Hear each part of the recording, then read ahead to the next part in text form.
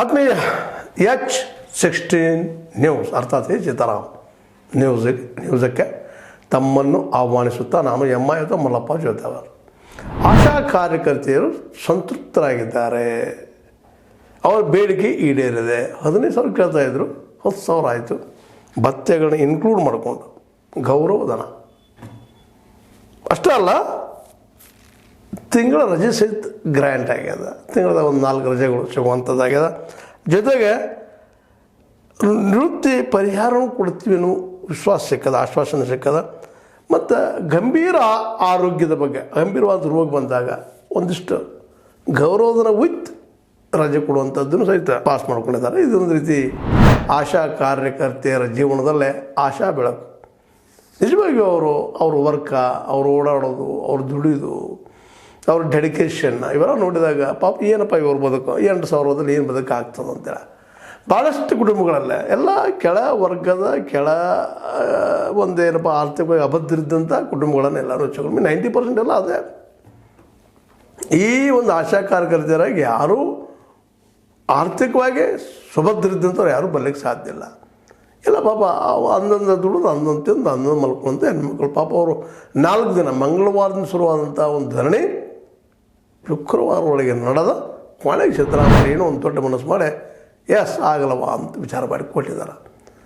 ಹಿಂದಿದ್ದಂಥ 8,000ಕ್ಕೆ ಇನ್ನು 2,000 ಹಾಗೆ 10,000 ರೂಪಾಯಿ ತೊಗೊಳ್ರಿ, ಮಾಡಿರಿ, ಬದುಕು ಮಾಡಿಕೊಡ್ರಿ ಅಂತಾರೆ. ಇದೊಂದು ಸಮಾಧಾನಕರವಾದ ಬಹುಮಾನ ರೀ, ಅದು ಸಮಾಧಾನದ ವಿಷಯ ಏನ್ರಿ. ಇದು ಸಾಣದು ಅಲ್ಲ. ಯಾಕಂತಂದ್ರೆ ಇವತ್ತು ನಾವು ನೋಡ್ತಾ ಇದ್ದೀವಿ, ರೈತರು ಸಾಕಷ್ಟು ಪಾಪ ದೆಹಲಿ ಬಾರ್ಡ್ರ್ ಮೇಲೆ ಒಳಗೆ ಬಿಡ್ತಾ ಇಲ್ಲ. ದೆಹಲಿಗೆ ನಮ್ಮ ಬೇಡಿಕೆ ಅವ್ರು ಏನೂ ಕೇಳ್ತಾ ಇಲ್ಲ. MSP ಮಿನಿಮಮ್ ಸಪೋರ್ಟಿಂಗ್ ಪ್ರೈಸ್ ಕೊಡೋ ಯಪ್ಪ ನಮಗೆ ಕಾನೂನು ಮಾಡೋ ಸಾಧ್ಯ ಇಲ್ಲ, ಇಲ್ಲಿ ಇವತ್ತಿಗೂ ಇಲ್ಲ.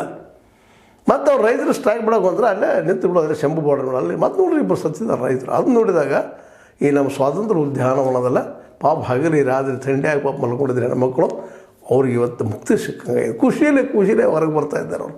ಆಯ್ತು ನಮ್ಗೆ ಇಷ್ಟ ಆಯಿತು ಅಂತ. ಯಾಕಂದರೆ ಅಲ್ಪ ತೃಪ್ತರ್ರಿ ಅವರು, ಹೊಟ್ಟೆಗೆ ಬಟ್ಟೆಗೆ ಮಲಗೋ ಜಾಗ ಸಾಕು ಖುಷಿಯಿಂದ ಇರ್ತಾರೆ. ಅವ್ರಿಗೆ ಭಾಳಷ್ಟು ಬೇಕಾಗಿಲ್ಲ. ಅದು ಇದರಲ್ಲೇ ಆಗಬಹುದು ಅಂತ ಒಂದು ಅಂದಾಜು. ಯಾಕಂದ್ರೆ ಮಾರ್ಕೆಟ್ ಎಲ್ಲ ಹಾಕದ, ಮತ್ತೇನೋದು ಮಕ್ಕಳನ್ನ ಕಲಿಸ್ಬೇಕು, ಮಾಡಬೇಕು. ಮತ್ತು ಭಾಳಷ್ಟು ಕುಟುಂಬಗಳಲ್ಲೇ ಈ ಹೆಣ್ಮಕ್ಳನ್ನ ದುಡಿತಿರ್ತಾರೆ ರೀ. ಭಾಳ ಕುಟುಂಬಗಳಲ್ಲೇ ಈ ನಮ್ಮ ರಾಜ್ಯಕ್ಕಲ್ರಿ, ನಮ್ಮ ದೇಶಕ್ಕಲ್ರಿ ಈ ಸಾರಾಯಿ ಅನ್ನೋದಲ್ಲ, ಸಾರಾಯಿ ಗುಟ್ಕಾ ಅವು ಇವೆಲ್ಲ ಇವು ಶಾಪ್ಗಳ್ರಿ. ಈ ಹೆಣ್ಮಕ್ಕಳ ದುಡ್ಡಿನಿಂದ ರೊಕ್ಕ ತೊಗೊಂಡು ಅಡ್ಡಾಡುವಂಥ ಗಂಡು ಮಕ್ಕಳು ಸಾಕಷ್ಟು ಇದ್ದಾರೆ. ದುಡಿದೇ ಇಲ್ಲರಿ, ಕೊಡೋದಾರ ಮಲ್ಕೊಂಬಿಡೋದು ಎಲ್ಲರ. ಇಂಥ ಪಾಪ ಆ ಕುಟುಂಬದಿಂದ ಬಂದಂಥ ಮಕ್ಕಳೆಲ್ಲ ಇವು. ಅವ್ರಿಗೆ ಇವತ್ತು ಅಂದರೆ ಸಮಾಧಾನ ಇದೆ. ಇಲ್ಲಪ್ಪ ತಿಂಗಳು ಒಂದು 10,000 ಕೈ ಸಿಗ್ತದೆ, ನಾನು ಏನಾದರೂ ಉಳಿಸ್ಕೋಬೋದು, ಏನಾದರೂ ಮಾಡ್ಬೋದು, ನನ್ನ ಮಕ್ಕಳಿಗೆ ಕಲಿಸ್ಬೋದು ಅನ್ನುವಂಥ ಆಶಾವಾದ ಹುಟ್ಟಿದಾವೆ ಆಶಾ ಕಾರ್ಯಕರ್ತೆಯರೇ. ಕರ್ನಾಟಕ ರಾಷ್ಟ್ರ ತುಂಬ ಭಾಳ ಸಂತೋಷ ಪಡೋ ವಿಷಯ. ಇದಕ್ಕೆ ನಾವು ಸಿದ್ದರಾಮಯ್ಯವ್ರಿಗೆ ಹ್ಯಾಟ್ಸಪ್ ಹೇಳೇಬೇಕಂತ. ಯಾಕಂದರೆ ಅದೇ ರೀತಿ ರೈತರಿಗೂ ಒಂದಿಷ್ಟು ನಮ್ಮ ಸಿದ್ದರಾಮಯ್ಯ ಕರ್ನಾಟಕದಲ್ಲಿ ಮಾಡಲಿ, MSP ಕಾನೂನು ಮಾಡಲಿ, ಸೆಂಟ್ರಲ್ಗೆ ಬಿಡ್ರಿ, ಅದನ್ನು ಮೋದಿ ಅವ್ರು ಏನು ಮಾಡ್ತಾರೆ ಅದೊಂದು ಮಾಡಬೇಕಾಗಿತ್ತು. ಜೊತೆಗೆ ಮತ್ತು ಪ್ರತಿಯೊಂದು ಹಳ್ಳಿಗೂ ನೀರಿನ ವ್ಯವಸ್ಥೆ, ಕುಡಿಯೋ ನೀರು ಆಯಿತು, ಜೊತೆಗೆ ರೈತರಿಗೆ ನೀರು ಸಿಕ್ಕರೆ ಭೂಮಿಯಲ್ಲಿ ಬೇಕಾದ ಬೆಳಿತಾನೆ. ಮತ್ತು ಕಬ್ಬು ಬ್ಯಾನ್ ಮಾಡಬೇಕಾಗಿದ್ರಿ. ಕಬ್ಬಿನದು ಯಾರು ಲಾಭ ಇಲ್ಲ. ಶುಗರ್ ಫ್ಯಾಕ್ಟ್ರಿಗೆ ಲಾಭ, ಅದು ರೈತರಿಗೆ ಲಾಭ ಇಲ್ಲ. ಅವ್ರು ಲೆಕ್ಕ ಮಾಡ್ಕೊಂಡು ನೋಡ್ಕೊಳ್ಳಿ. ಬೇಕಾದ್ರೆ ಚಾಲೆಂಜ್ ಮಾಡ್ತಾನೆ ಇಲ್ಲಿ ನಮ್ಮ ಸ್ಟುಡಿಯೋಗೆ ಬಂದು ಬೇಕಾದ್ರೆ ಅವ್ರು ನಮ್ಗೆ ಕ್ಲಿಯರ್ ಮಾಡಿ ಯಾವತ್ತು ಲಾಭದಾಗಿದ್ವಿ ನಾವು ಭಾಳಷ್ಟು ಗಳಿಸಿವಿ ಅಂತೇಳಿ ಸಾಧ್ಯ ಇಲ್ಲ. ಆದರೆ ಇವತ್ತು ಆಶಾ ಕಾರ್ಯಕರ್ತರ ಸಲುವಾಗಿ ಸಿದ್ದರಾಮಯ್ಯನವರ ಒಂದು ಬಿದ್ದ ಜನರ ಪರವಾಗಿದ್ದಂಥ ಧ್ವನಿ ಅವ್ರಿಗೆ ಸಹಾಯ ಆಗ್ಯದ ಅನ್ನೋದು ನಾವು ಯಾರೂ ಮರೀಲಿಕ್ಕೆ ಆಗೋದಿಲ್ಲ. ಯಾಕೆಂದ್ರೆ ಕೆಲವೊಂದು ತಪ್ಪುಗಳಾಗ್ತಿರ್ತಾವೆ. ನಾವು ಮಾಡ್ತೀವಿ, ನೀವು ಮಾಡ್ತೀವಿ. ಸ್ವತಃ ಮೋದಿ ಅವರು ಹೇಳಿದಾರಲ್ಲ, ನಾವು ತಪ್ಪು ಮಾಡ್ತೀವಪ್ಪ, ನಾವು ಮನುಷ್ಯನ ಅಂತೇಳಿ. ಕಡೆಗೆ ಒಪ್ಕೊಂಡ್ರೆ ಅದನ್ನು ಮನುಷ್ಯ ಅನ್ನೋದನ್ನು. ಇಲ್ಲಾಂದ್ರೆ ನಾವು ದೈವಿ ಸಂಬೂಧ ಮ್ಯಾಲಿಂದ ನನಗೆ ಡೈರೆಕ್ಷನ್ ಬರ್ತದೆ ಅಂತೆಲ್ಲ ಮಾತಾಡಿದ್ದು ನೋಡಿದ್ರೆ ನೀವೆಲ್ಲ. ಕೊನೆಗೆ ಅವ್ರಿಗೆ ಗೊತ್ತಾಗಿದೆ ನಾನು ಒಬ್ಬ ಮನುಷ್ಯ ಅಂತೇಳಿ. ಆ ಹಿನ್ನೆಲೆಯಲ್ಲೇ ಒಬ್ಬ ಮನುಷ್ಯ ಆಗಿ ಸಿದ್ದರಾಮಯ್ಯ ಅವ್ರು ಬದುಕು ನೋಡಿದ್ದಾರೆ. ಸಾಕಷ್ಟು ಬಡವರು ಬದುಕು ಏನಿರ್ತದೆ, ಏನು ಸಿಗ್ತದೆ ಇದು ಮಾರ್ಕೆಟಲ್ಲಿ. 10,000 ಏನು ಸಿಗ್ತದೆ ಮಾರ್ಕೆಟದೊಳಗೆ. ಮನ್ಯಾಗ 4 ದಿನ ಇದ್ರೆ ಗಂಡ ಹೆಂಡತಿ ಎಲ್ಲ ಮಕ್ಕಳ ಲೆಕ್ಕ ಹಾಕೋರು. ಬಾಡಿಗೆ ಕೊಡಬೇಕು, ಸ್ವಂತ ಮನೆಗಳು ಇರೋದಿಲ್ಲ. ಸ್ವಂತ ಮನೆ ಇದ್ದರೆ ಪಾಪ ಅವು ಅತ್ಯಂತ ಸಣ್ಣ ಇರ್ತಾವೆ ಕುಟುಂಬಗಳು, ಗುಡಿಸೋದ್ರೆ ಅಲ್ಲಿ ಬದುಕ್ತಾ ಇರ್ತಾರೆ. ಅವ್ರು ಬದುಕು ನೋಡಿರಿ. ಇವತ್ತು ನೀವು ಹೋಗಿ ಸುಮ್ಮನೆ ಒಂದು ಏನೋ ಗುಲಾಬಿ ಬಣ್ಣದ ಸೀರೆ ಇಟ್ಕೊಂಡು ಅದು ಮತ್ತೆ ಹಾಕ್ಕೊಂಡು ಅಡ್ಡಾಡ್ತಿರ್ತಾರೆ ಅಷ್ಟೇ. ಅದ್ರ ಒಳಗೆ ಅವ್ರ ನೋವುಗಳು ಎಷ್ಟಿರ್ತಾವೆ ಅಂತ ಹೇಳೋಕ್ಕಾಗೋದಿಲ್ಲ. ಮನ್ಯಾಗ ಗಂಡ ಕುಡುಕರು ಇರ್ತಾನೆ, ಮತ್ತೇನೋ ಇರ್ತಾನೆ, ತುಳುಗಿರ್ತಾನೆ, ಲಫೋಗಿರ್ತಾನೆ ಅಂತ ನಮ್ಮ ಮಕ್ಕಳು ಹೋಗ್ತಾರೆ. ಅವರು ಮಕ್ಕಳು ಶಾಲೆಗೆ ಹೋಗ್ತಾ ಇರೋದು, ಮಕ್ಕಳು ಕಳ್ಸೋಕೆ ಆಗ್ತಿರೋದು. ಸರ್ಕಾರ ಸಾರಿ ಕಳಿಸಿದ್ರಲ್ಲೇ ಟೀಚರ್ಗಳು ಸರಿಯಾಗಿ ಬರೋದಿಲ್ಲ. ಬಿಸಿ ಊಟದಾಗ ದಿನ ಹೋಗಿಬಿಡ್ತಿರ್ತದೆ. ಇವೆಲ್ಲನೂ ವಸ್ತು ಸ್ಥಿತಿಗಳಿವೆಲ್ಲ. ಇದ್ರ ಬಗ್ಗೆ ನಮ್ಮ ಮೀಡಿಯಾದವ್ರು ಯಾರೂ ಮಾತಾಡೋದೇ ಇಲ್ಲ, ಮಾತಾಡೋಕ್ಕೆ ಹೋಗೋದಿಲ್ಲ. ಇದನ್ನು ನಮ್ಮ ಸಂಬಂಧ ಇಲ್ಲರಿ ಅದೆಲ್ಲ ಅನ್ನುವಂಥದ್ದು ಇದಾಗಬಾರ್ದಾಗಿತ್ತು. ಇವತ್ತು ಅದೇನೋ ಆಗಲಿ ಆಶಾ ಕಾರ್ಯಕರ್ತರಿಗೆ 10,000 ರೂಪಾಯಿ ಗೌರವಧನ ಕೊಡೋದು ನಿಶ್ಚಿತ ಮಾಡಿದ್ದ ಸ್ವಾಗತಾರ್ಹ ಕ್ರಮ. ಅವ್ರಿಗೆ ಒಂದು ಹೊಸ ಬದುಕು ನೀಡಿದ ಸಂತೋಷ. ಇನ್ನೂ ಹೆಚ್ಚು ಮಾಡಿದ್ರೆ ಚೆನ್ನಾಗಿತ್ತು. ಬಟ್ ಬಜೆಟ್ ಏನದ ಎಂಥದ ಅದರಲ್ಲೇ ನಮ್ಮ ಪಾಲಿನ ದುಡ್ಡು ನಾವೇನು ತೆರಿಗೆ ಕಳಿತೀವಿ ಅದು ದುಡ್ಡು ನಮಗೆ ಬರ್ತಾ ಇಲ್ಲ. 13% 11% ಬರ್ತಾ ಇದೆ. ಅದನ್ನ ಈಗಾಗಲೇ ಸಾಕಷ್ಟು ಸಲ ಸಿದ್ದರಾಮಯ್ಯವರು ಸಾರ್ವಜನಿಕವಾಗಿ ಹೇಳಿದ್ದಾರೆ. ಅದನ್ನು ಅಲ್ಲಗಳದಿಲ್ಲ ನಮ್ಮ ಮೋದಿ ಅವರು. ಅದಕ್ಕೆ ಯಾಕಪ್ಪ ಅಂದ್ರೆ ಅದು ಸತ್ಯದ, ಅದಕ್ಕಾಗಿ ಅವ್ರು ಅಲ್ಲಗಳದಿಲ್ಲ. ಇಂಥ ಪ್ರಸಂಗದೊಳಗೆ ಗ್ಯಾರಂಟಿಗಳು ನೋಡ್ಕೋಬೇಕು. ಜೊತೆಗೆ ಆಶಾ ಕಾರ್ಯಕರ್ತರಿಗೆ ಇದನ್ನು ಮಾಡಿಕೊಟ್ಟಿದ್ದು ಇದು ಮರಿಲಾರದ ಘಟನೆ ಅವ್ರ ಜೀವನದಲ್ಲ. ಅದೇ ರೀತಿ ಇನ್ನಷ್ಟು ಈ ಶಿಕ್ಷಕರು ಭಾಳ ಪ್ರೈವೇಟ್ ಶಾಲೆಗಳಲ್ಲೇ 2,000 5,000 3,000 4,000 ದುಡಿಯುವಂಥ ಶಿಕ್ಷಕರಿದ್ದಾರೆ. ಅವ್ರಿಗೂ ಪ್ರಾಥಮಿಕ ಮತ್ತು ಮಾಧ್ಯಮಿಕ ಶಾಲೆಗಳಲ್ಲಿ ಒಂದು 10,000 12,000 ಫಿಕ್ಸ್ ಮಾಡಿ ಅವ್ರಿಗೂ ಗೌರವಧನ ಹೆಚ್ಚು ಮಾಡಿ ಪರ್ಮನೆಂಟ್ ಮಾಡಿಬಿಡುವಂಥ 12 ದಿನ ಪರ್ಮನೆಂಟ್ ಮಾಡುವಂಥ ಕೆಲಸವನ್ನು ನಮ್ಮ ಸಿದ್ದರಾಮಯ್ಯ ಮಾಡಿದ್ರೆ ನಿಶ್ಚಿತವಾಗಿಯೂ ಆ ಜನ ಎಲ್ಲ ಇವರನ್ನು ಸದಾ ನೆನೆಸ್ಕೊಂಡು ಹೋಗುವಂಥ ಪ್ರಸಂಗ ಬರ್ತದೆ. ಅಷ್ಟೇ ಬಿಡ್ತಾ ಇದ್ದಾರೆ ಪಾಪ ಅವರು. ಏನೈತಿ ಅನಿಶ್ಚಿದೆ. ಯಾವಾಗ ಕರೀತಾರೆ ಅತಿಥಿ ಟೀಚರ್ಗಳು ಕರೆದಾಗ ಹೋಗೋದು, ಇಲ್ದಾಗಿಲ್ಲ. ಮತ್ತು ವರ್ಷದಲ್ಲಿ 2 ತಿಂಗಳು ಸೂಟಿ ಅಥವಾ 3 ತಿಂಗಳು ಆಗ್ಬೋದು. ಇಂಥ ಪ್ರಸಂಗ ಪಾಪ ಅವ್ರಿಗೆ ಯಾರು ಹೆಣ್ಣು ಕೊಡ್ತಾಯಿಲ್ಲ, ಗಂಡು ಮಕ್ಕಳಿಗೆ ಹೆಣ್ಮಕ್ಳಿಗೆ ಗಂಡು ಸಿಗ್ತಾಯಿಲ್ಲ. ಏನು ಪರಿಸ್ಥಿತಿ ಅಲ್ಲ, ಅಧ್ವಾನ.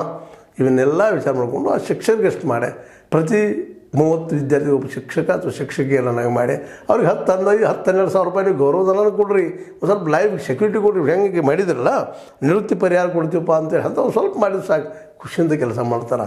ಯಾಕಂದ್ರೆ ಅವ್ರಿಗೂ ಬದುಕಬೇಕಾಗೈತಿ. ಈ ವ್ಯವಸ್ಥೆ ಬದುಕೋದು ಭಾಳ ಕಷ್ಟ ಅದ. ಮತ್ತು ಪ್ರೈವೇಟ್ ಶಾಲೆಗಳಲ್ಲಿ ಖಾಸಗಿ ಶಾಲೆಗಳಲ್ಲಿ ಗಣಿತ ಕಲಿಸೋರಿಗೆ ಇಂಗ್ಲೀಷ್ ಕಲಿಸೋರಿಗೆ ಅಷ್ಟೇ 8,000 ರೂಪಾಯಿ ಕೊಡ್ತಾರೆ. ವಿನ ಕೊಡ್ದವ್ರು ಯಾರಿಗೂ ಇಲ್ಲ. ಬೇಕಾದ್ರೆ ಸರ್ವೆ ಮಾಡಿಸ್ರಿ ಎಷ್ಟೆಷ್ಟು ಕೊಡ್ತಾರೆ ನೋಡ್ರಿಲ್ಲ. ಪ್ರೈವೇಟ್ದವ್ರ 5,000 3,000 4,000 ಅಷ್ಟೇ. ಮೊನ್ನೆ ಕೇಳಿದ್ದೆ ಪಾಪ ಒಬ್ಬ ಹೆಣ್ಮಗಳು ಏನು ಆಯ್ಲೆ ಇಲ್ಲಿ ಬಂದಾಗ ಕೆಲಸಕ್ಕೆ ನಮ್ಮಲ್ಲಿ ಕೆಲಸಕ್ಕೆ ಬಂದಾಗ ಕೇಳಿದೆ.